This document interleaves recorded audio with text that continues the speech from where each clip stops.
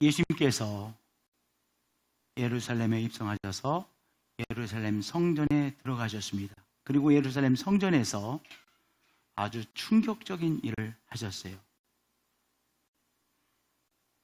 비둘기를 파는 사람들이 성전 뜰하게 있었는데요. 성전 뜰하게 있는 비둘기 파는 사람들을 내어 쫓으셨습니다. 뭐 말로 나가세요, 나가세요, 뭐 이렇게 했겠어요. 아마 채찍을 휘두르시든지 아니면 세기를 휘두르시든지 하셔서 이 비둘기 팔고 있는 사람들을 성전 뜰하게에서 몰아내신 일이죠. 굉장히 충격적인 일이죠. 누구도 그렇게 하지 않죠. 거기서 끝나지 아니하시고 성전 뜰하게 환전소가 있었습니다.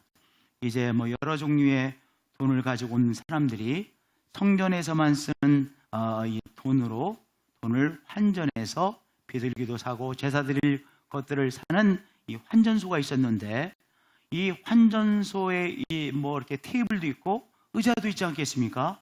이것을 엎어버리셨어요. 이렇게 슬쩍 엎으신 것이 아니라 들어서 이 30살의 청년 예수님께서 이 테이블 틀어서 집어 던지시고 의자들을 집어 던지시고 그러셨어요. 얼마나 그 사람들이 놀랬겠습니까? 굉장히 놀라셨죠. 이 사건을 성전 청소라고 그렇게 제목을 붙입니다. 근데 가만히 생각해 보면 성전 청소는 아닌 것 같아요. 왜냐? 예수님께서 테이블 막 집어 던지시고 의자 던지셨으니까 더 더러워지지 않았겠습니까? 질서가 깨진 거 아니겠습니까? 그러니까 성전이 더 깨끗해진 것이 아니라 적어도 보기에는, 겉으로 드러나기에는 더 성전이 지저분해졌을 테니까 성전 청소는 아닌 것 같고, 더 적합한 표현이 성전 회복이라고 표현하는 것이 더 적합한 표현이 아닌가 생각해 봅니다. 이 성전 청소, 성전 회복의 사건이 마태복음에 기록되어져 있죠. 그런데 이 마태복음에만 기록되어져 있는 것이 아니라 마가복음에 또 기록되어져 있습니다. 마태복음, 마가복음에만 기록되어져 있는 것이 아니라 누가복음에도 기록되어져 있습니다. 마태복음, 마가복음, 누가복음에만 기록되어져 있는 것이 아니라 요한복음에도 성전 회복의 사건이 기록되어져 있습니다. 이렇게 4개의 복음서에 공통적으로 기록되어져 있는 예수 그리스도가 행하신 사건이 몇 개가 안 돼요. 그런데 이 성전 회복의 사건이 4개의 복음서 전체에 기록되어져 있습니다. 매우 중요한 사건이라고 하는 것을 우리에게 말씀해 주시고 있는 것이죠. 예수님께서 이 성전 회복의 사건을 행하신 것, 이것이 왜 그렇게 중요할까요? 그것은요, 예수 그리스도의 우리를 구원하시기 위해서 오신 예수님, 하나님께서 구원의 역사를 진행해 나가시죠. 그런데 하나님께서 인간을 구원해 내시는 이 구원 사건, 인간을 구원해 주시는 구원 사건이 교회를 통해서 이루어집니다. 근데 교회가 타락하면 이 하나님의 인간을 구원하시는 구원의 사건이 방해를 받겠습니까? 안 받겠습니까? 심각하게 방해를 받죠. 교회가 건강한 교회, 깨어있는 교회, 정말 살아있는 교회가 되어야만 인간을 구원하시는 하나님의 구원의 역사가 힘있게 왕성하게 진행되어지지 않겠습니까? 그러니까 정말 건강한 교회, 건강한 성전이 회복된 교회가 되는 것은 너무나도 중요하기 때문에 이 4개의 복음서에 다 이 성전 회복의 사건이 기록되어져 있는 것이라고 생각되어집니다. 또 하나는요, 교회를 다니지 않는 분들도, 또 하나님에 대해서 이렇게 경건 생활을 하지 않는 사람도 마음 한 곳에는 거룩한 삶에 대한 동경하는 곳이 있습니다. 거룩한 삶에 대한 동경이 마음 여기 한쪽에 있습니다. 성전은 특별한 곳이지 뭐 이렇게 생각을 합니다. 정말 하나님의 신성의 세계는 중요한 것이지 이렇게 생각합니다. 제사장은 다른 분이지 이렇게 생각을 합니다. 그런데 성전이 타락하면, 교회가 타락하면, 목회자가 타락하면 보통 사람들 그렇게 거룩한 삶을 살지 않지만은 그러나 마음속에 거룩에 대한 사모하는 마음을 갖고 있는 이 마음이, 거룩에 대한 사모하는 마음이 산산조각이 나버립니다. 우리가 이런 말을 합니다. 사람을 보고 예수 믿는 것이 아니야, 이렇게 말을 합니다.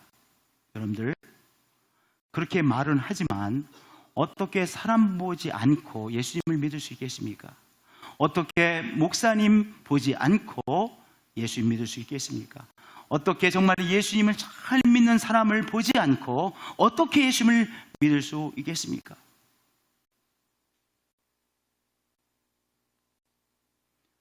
교회가 타락하면 그 타락의 영향력은 심각합니다. 왜냐하면 일반 사람들, 이 신앙생활 열심히 하지 않는 사람들의 마음속에 있는 경건을 사모하는 이 마지막 주머니까지 산산조각이 나게 되어지기 때문입니다. 아, 교회라는 것이 별거 아니구나. 교회라고 하는 것은 신성한 것과 전혀 관계가 없는 것이구나. 교회라는 이름으로 우리가 하고 있는 이 비일비재 일어나고 있는 것이구나. 우리가 다 속는 것이구나. 이렇게 생각하는 것이죠. 그러면 거룩에 대한 동경심은 깨어져 버리는 것이죠. 그렇기 때문에 타락한 교회, 타락한 목사가 일반 사람들에게 미치는 파괴적인 힘은, 파괴적인 영향력은 엄청나게 되어지는 것입니다. 그러니까 성전의 회복, 너무 중요한 일이죠. 교회가 진정한 교회, 깨어있는 교회, 깨어있는 목사가 되는 것은 너무나도 중요한 것입니다. 왜냐, 이 깨어있는 교회, 성전이 회복되어지는 교회가 되어야 오늘도 하나님께서 인간을 구원하시는 구원의 역사가 교회를 통해서 계속해서 왕성하게 진행되어지고, 그리고 신앙생활하지 않는 사람도 그들의 마음속에 있는 영혼을 사모하는 마음, 거룩함을 사모하는 마음이 자꾸 커져 하나님의 사람으로 변화되는 귀한 일들이 일어나게 되어지기 때문입니다. 또한 사회에 하나님의 영향력이 점점 왕성해지기 때문이죠. 언제요? 교회가 성전으로 회복되어질 때, 교회가 건강한 교회가 될 때 그렇습니다. 그렇기 때문에 우리 예수 그리스도에게 있어서 너무 중요한 것은 바로 성전이 회복되어지는 것입니다. 건강한 교회가 되어지는 것입니다. 그러면 어떻게 성전이 회복된 교회, 건강한 교회, 하나님께서 쓰시는 교회가 될 수 있을까요? 첫 번째, 성전은 우리 자신을 하나님께 올려드리는 곳입니다. 건강한 성전은 어떤 곳입니까? 진짜 살아있는 성전, 살아있는 교회는 어떤 곳입니까? 우리 자신을 하나님 앞에 올려드리는 것입니다. 학교는요,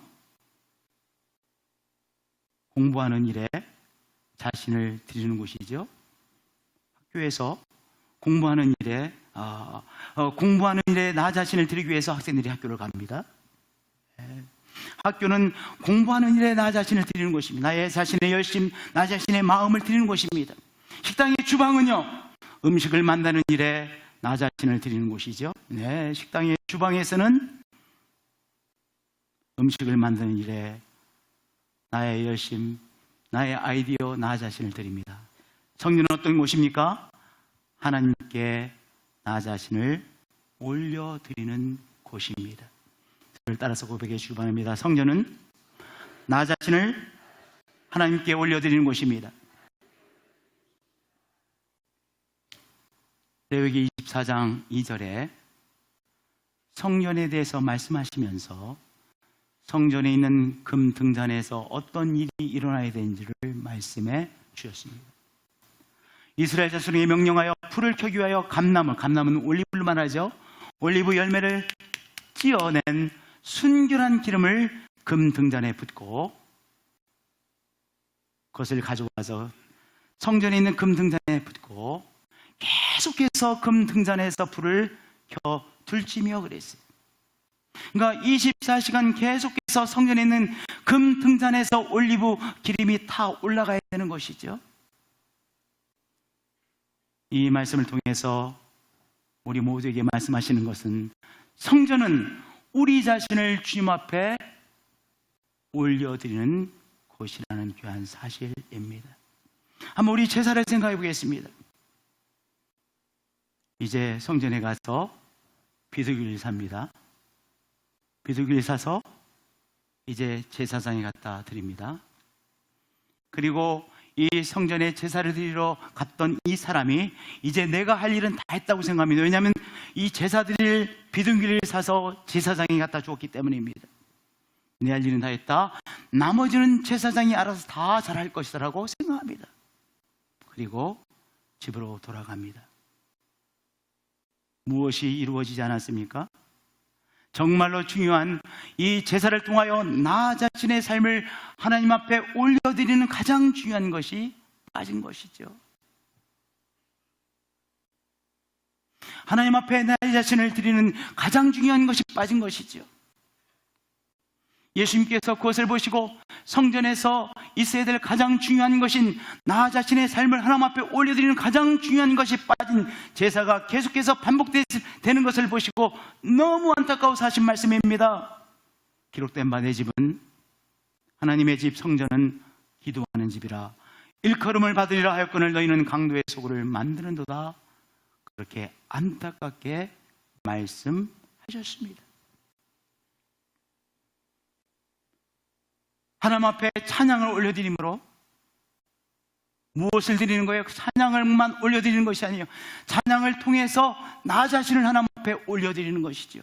나 자신을 하나님 앞에 올려드리면 어떤 일이 일어납니까? 우리가 하나님의 임재하심 속에 들어가게 되어집니다. 우리가 우리 자신을 하나님 앞에 올려드리는 것이 너무 중요한 것은요, 찬양을 통해 나 자신을 올려드리든 기도를 통해 나 자신을 올려드리든 우리 자신을 하나님 앞에 올려드리면 하나님의 임재하심 안에 우리가 들어가게 되는 것입니다. 예수님께서 성전에 대해서 한마디로 정의를 해주셨는데, 성전은 바로 하나님의 집, 성전은 기도하는 집이라 말씀하셨습니다. 기도를 통해서 하나님 앞에 연결되어진다는 것이죠. 기도를 통하여 나 자신의 삶을 하나님 앞에 올려드림으로 하나님의 임재 속에 들어가는 것이죠. 하나님의 연결되는 것이죠. 그러면 하나님의 임재 속에 내가 들어가면 하나님의 영향력을 받겠습니까? 안 받겠습니까? 내 생각이 하나님의 생각으로 영향력을 받아서 생각에 변화가 일어납니다. 우리의 마음에 변화가 일어납니다. 예, 성전은 그런 곳입니다.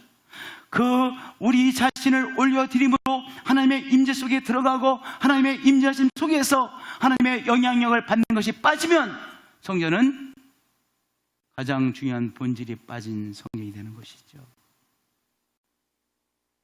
우리가 그 중요한 것을 체험해야 되는 것이죠. 그런데 바로 성전에서 제사를 통하든 하여튼 무엇을 통하든 자기 자신을 올려드리는 그것이 빠져버렸던 것입니다. 오늘 그렇기 때문에 강도짓을 하다가 일주일 내내 강도짓을 했어요. 성전에 들어왔습니다. 성전에 들어와서 이제 비둘기를 사서 제사장이 줍니다. 그리고 자기 할 일은 다 했고 이제 해야 될 일은 제사장이 해야 될 일밖에 남지 않았다고 생각하고 나갑니다. 강도가 들어왔다가 누구로 나갔습니까? 강도로 나갑니다. 일주일 내내 남의 것을 빼앗는 도둑질을 하고 살았습니다. 남의 것을 착취하며 살았습니다. 도둑놈으로 들어왔습니다. 비둘기를 사서 제사장에 갖다 주었습니다. 그리고 하나님의 임재 속에 들어가지 못하고, 그리고 그래서 하나님의 영향력을 전혀 받지 못하고 다시 나가는데 누구로 나갑니까? 도둑놈으로 나갑니다. 걱정과 두려움에 너무 시달려 살았습니다. 걱정과 두려움을 가지고 성전에 들어왔습니다. 비둘기를 사서 제사장에 주었습니다. 그리고 자기 자신의 삶을 올려드리지 못해서 하나님의 임재하심 그리고 하나님의 영향력을 전혀 받지 못하고 걱정과 두려움에 사로잡힌 채로 나갔습니다. 나 자신에게 아무런 일도 일어나지 않습니다. 그것에 쳇바퀴돌도 반복이 계속해서 성전 안에서 일어나고 있었던 것이죠. 그래서 너희는 강도의 소굴을 만드는도다, 그렇게 우리 예수님께서 안타까워 하셨던 것입니다. 성전에서 우리 모두가 처음에 너무나도 중요한 것이 있습니다. 우리가 찬양을 합니다. 기도의 순서가 있습니다. 말씀의 순서가 있습니다. 우리가 찬양을 통해서 그저 우리가 노래를 잘 부르기 때문에 노래하는 것이 아니라 이 찬양을 통해 나 자신을 하나님 앞에 올려드리는 것입니다. 내가 내 자신을 올려드릴 때 하나님의 임재하심 속에 들어가게 되어지죠. 그러면 우리의 생각이 하나님의 생각으로 바뀌기 시작합니다. 아, 내가 폭력을 사용하고 있었구나. 내가 언어의 폭력으로 나의 가족들을 죽이고 있었구나. 내가 내 딸을 사랑한다는 이름으로 내 딸에게 자꾸 폭력을 사용하고 있었구나. 언어적 폭력을 사용하고 있었구나. 그게 아니었구나. 나로 인해서 내 주위의 사람들이 얼마나 내 가족들이 힘들어했을까를 깨닫고 변화돼서 나가는 것이죠. 걱정과 두려움에 사로잡혔던 인생이 하나님 앞에 내 자신을 올려드리면 하나님의 임재하심을 체험하고, 아, 하나님이 주장해 주시는구나. 오늘 내 앞에 잘 보이진 않지만 그럼에도 불구하고 이제까지 나의 삶을 하나님께서 주장해 주셨고, 지금도 하나님께서 주장하시고 내일도 하나님께서 주장하시는구나. 이 귀한 마음을 품고 나가게 되는 것이죠. 성전입니다. 오늘 우리 한 사람 한 사람은 예배를 통하여, 함께 드리는 예배를 통하여 서로가 또한 힘이 되어 줌으로 통해서 한 사람 한 사람이 나 자신의 삶을 하나님 앞에 올려드리고, 그 올려드림을 통하여 하나님의 임재하심을 체험하고 임재하심 속에서 우리의 생각의 변화, 우리의 마음의 변화, 삶의 변화를 새롭게 체험하는 예배자입니다. 그러한 예배자들이 되어지실 축복드립니다. 우리는 우리 자신을 하나님 앞에 올려드리는 예배자입니다. 저를 따라서 고백해 출발합니다. 나는 예배자입니다. 맞습니다. 우리는 찬양을 통해, 기도를 통해, 말씀에 대한 아멘을 통해, 믿음의 고백을 통해, 하나님의 이름을 부르심을 통해 우리 자신의 삶을 하나님 앞에 올려드리는 예배자입니다. 그 올려드림을 통해 하나님의 임재하심 속에 들어가고 하나님의 영향력을 받는 그러한 예배자입니다. 그런 예배자의 삶이 되어지시기를 예수 그리스도의 이름으로 축복드립니다. 두 번째로, 성전은 예수님을 통해 치유와 회복을 체험하는 곳입니다. 저를 따라서 고백하시기 바랍니다. 예수님을 통해 치유와 회복을 체험하는 곳입니다. 예수님께서 성전 뜰락에 있는 비둘기 매매하는 자들을 다 쫓아내셨습니다. 막 소리 지르시고 막 휘두르셨을 거예요. 막 막대기를 휘두르셨는지 채찍을 휘두르니 막 휘두르셨을 거예요. 그리고 환전소에 테이블을 30세의 청년이 들어서 몇 패셨습니다. 의자도 집어 던지셨습니다. 그런데 그 다음에 이상한 일이 일어났습니다. 그 다음에 이상한 일이 일어났는데요, 14절 말씀에 보면 그 다음에 맹인, 앞을 보지 못하는 사람들, 그 사람들은 원래 성전에 들어올 수 없는 사람들이었습니다. 앞을 보지 못하는 맹인들, 성전에 들어올 수조차 없었던 사람들이 성전 중앙에 계신 예수님 앞에 그들이 나왔습니다. 아마 어떤 사람들이 손을 붙잡고 그 사람들을 예수님 앞으로 인도해 주었을 것입니다. 또한 다리 저는 사람들이 사람들의 손을 붙잡고 예수님 앞에 나왔습니다. 우연의 일치가 아니죠. 오늘 이 말씀이 그렇게 우연적으로 쓰여진 말씀이 아닙니다. 너무 의미심장한 말씀입니다. 성전 중앙에 계신 예수님 앞에 어떤 사람이 사람들의 손을 붙잡고 나왔습니까? 앞을 보지 못하는 the blind 맹인들이 예수님 앞에 나와 있습니다. 여기 맹인은 누굽니까? 삶의 소망의 빛을 볼 수 없는 사람들이죠. 맹인이죠. 빛이 보이지 않습니다. 빛이 없으면 칠흑과 같은 어둠 속에 살게 되어지잖아요. 우리의 삶에 어떤 소망의 빛도 보이지 않아요. 그러면 칠흑 같잖아요. 어떤 소망의 빛도 보이지 않아요. 칠흑 같은 절망이라고 하는 이 칠흑 같은 것 속에서, 칠흑 속에서 고통받던 인생. 누구 앞에 나오는 것입니까? 바로 건강한 교회는요, 그 건강한 교회 가운데 계신 예수님 앞에 사람들의 손을 붙잡고 나오는 것이죠. 우리는 그 사람들의 손을 붙잡아 주는 사람이 되는 것이죠. 또 우리도 때때로 이렇게 소망의 빛이 보이지 않을 때 또 다른 사람이 우리의 손을 붙잡고 성전의 중앙에 계신 예수님 앞에 우리를 데리고 나와 줄 거예요.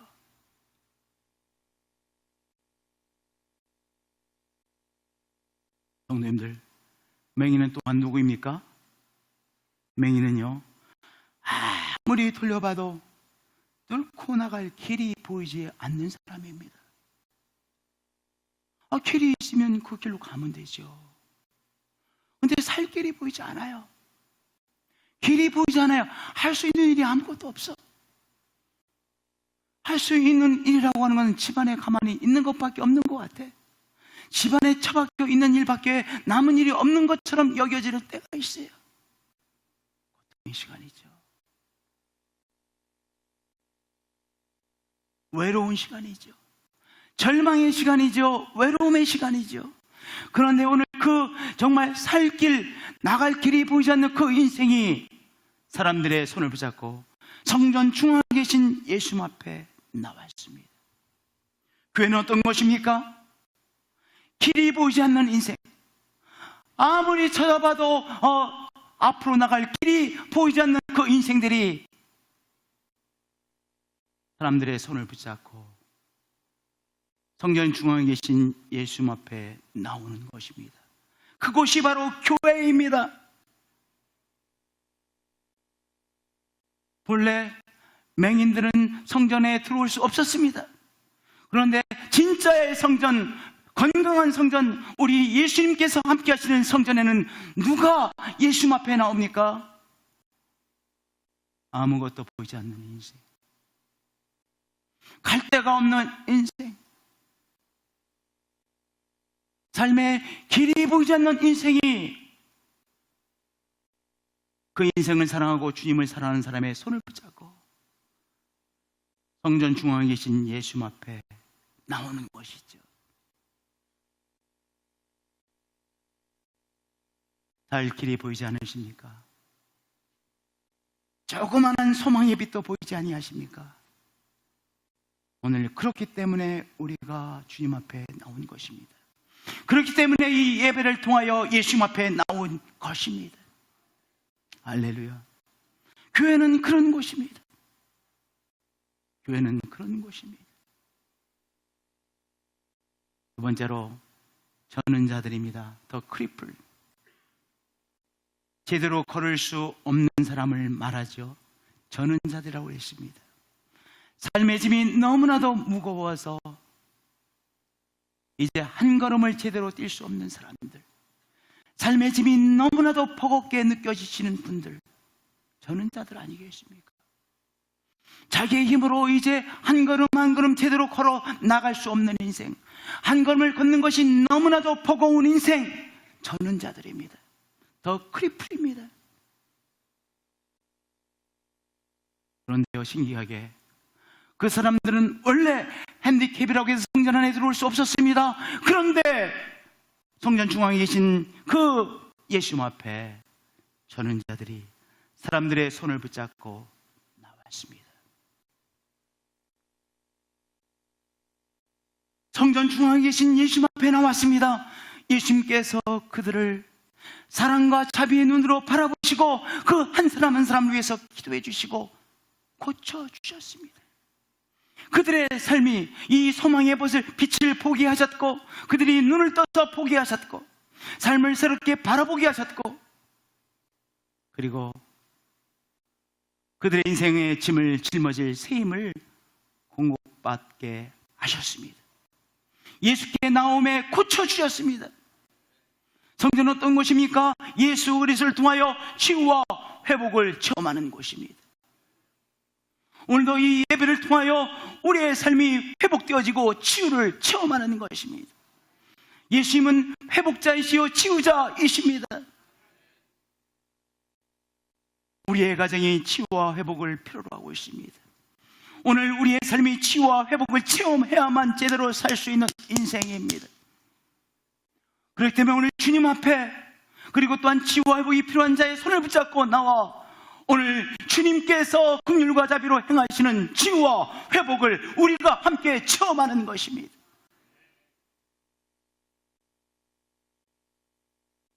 귀한 교회입니다.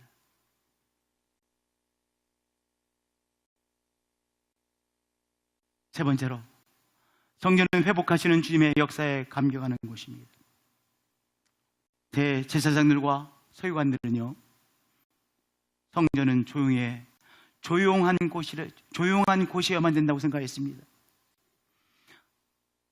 성전에 들어온 사람은 아무 말하지 않고 들어오고 아무 말하지 않고 나가야 하는 곳이 성전이라고 생각했습니다. 다른 말로 말씀드리면 대제사장들과 서기관들은 성전에서는 어떤 것도 일어나지 않기 때문에 조용히 들어왔다가 조용히 나가는 곳, 그것이 성전이라고 확신했습니다. 성전은 어떤 것도 일어나지 않는 곳입니다. 어떤 것도 일어나지 않는 곳이기에 그저 조용히 들어와서 종교적 감성을 조금 영어로 테이스트한다고 그러죠. 맛보고 조금 입맛보고 그리고 조용히 나가는 곳이 성전이라고 생각하는 것이죠.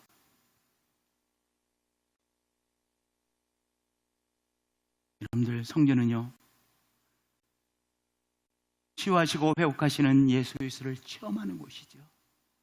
어린아이들 성전에 원래 들어올 수 없는 사람들이었습니다. 근데 어린아이들이 그 성전 안에 들어왔고 어린아이들이 보았습니다. 어린아이들이 무엇을 보았습니까? 치유하시고 회복하시는 예수님을 바라보았습니다. 예수님께서 인생들을 회복시키시고 치유하시는 것을 보았습니다. 우리는 눈을 떠서 예수님께서 인생들을 치유하시고 회복하시는 것을 보는 사람들입니다. 예수님께서 삶을 살려내시고 다시 힘을 주시고 회복시켜 주시는 것을 보게 되어지면 감격하잖아요. 우리의 영혼이 감격하죠. 성전은 어떤 곳입니까? 우리 주님께서 행하시는 귀한 역사에 우리의 영혼이 감격하여 환호 지르는 곳이죠.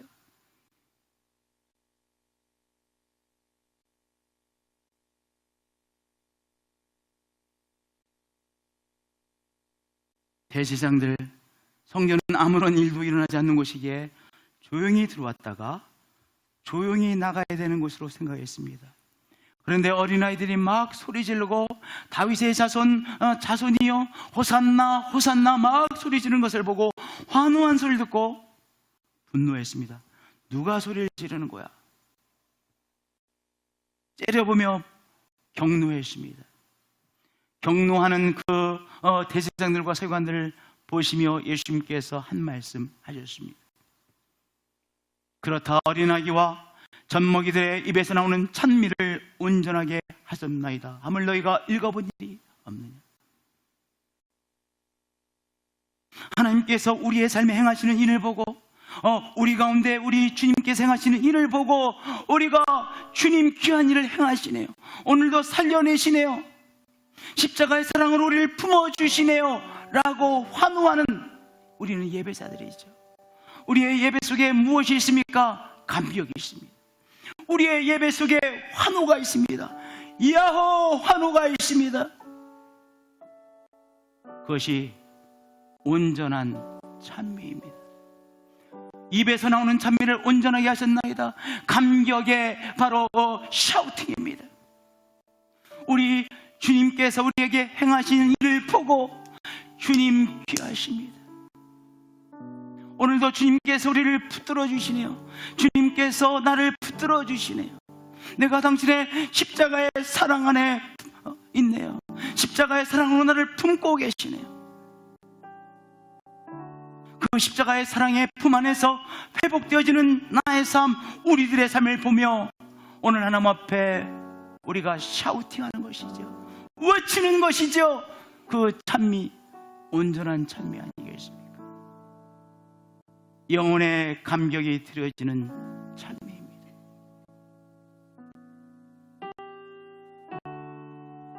우리 한국 사람의 얼굴을 보면 정말 삶이 다 어려운 것 같아요. 그렇죠? 아마 세계의 나라가 200여 개의 나라가 있다고 그래요. 그리고 이 에스닉 그룹, 민족이라고 할까요? 약 2,500개 정도가 된다고 합니다. 200여 개의 나라 중에서 아마 가장 얼굴이 경직되어진 얼굴을 한 사람들이 우리라고 생각합니다. 그만큼 어려운 것이죠. 누가 웃지 않고 싶어서 웃지 않고 살아가겠습니까?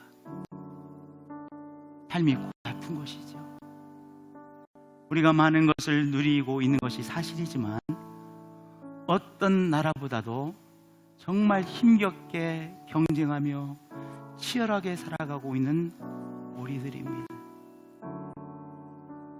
그래서 저는 아파트 엘리베이터를 타고 이렇게 보고 보면 늘 느끼는 것은 정말 우리들의 얼굴이 이렇게 경직되어 있구나 늘 느낍니다.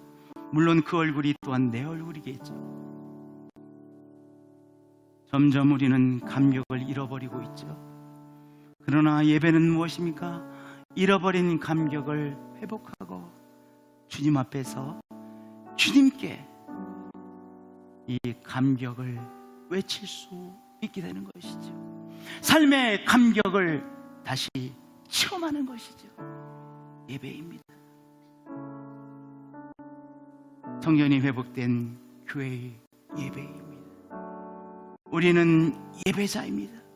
그래서 하나님의 임재하심 앞에서, 예수 그리스도의 임재하심 앞에서 어린아이처럼 우리가 위로받고, 어린아이가 아버지 품에서 그저 위로받잖아요. 어린아이가 엄마의 품에서 그저 위로받잖아요. 우리는 하나님의 임재하심 속에서 그저 위로받고, 우리 하나님 아버지의 임재하심 속에서 품 안에서 그저 확신하는 그 삶의 확신을 체험하는 우리들이죠. 그래서 우리는 잃어버렸던 감격으로 외치는 것이죠. 주님 사랑합니다. 놀라우신 이름 예수 그리스도이십니다 라고 우리가 감격하여 외치는 자들입니다. 굳어졌던 얼굴에 근육이 피어지게 되어지는 것이죠. 최근에 우리가 자주 부른 놀라우신 이름인가요? 예수 그리스도 놀라우신 이름? 우리 지우 형제 가사말 이렇게 되나요?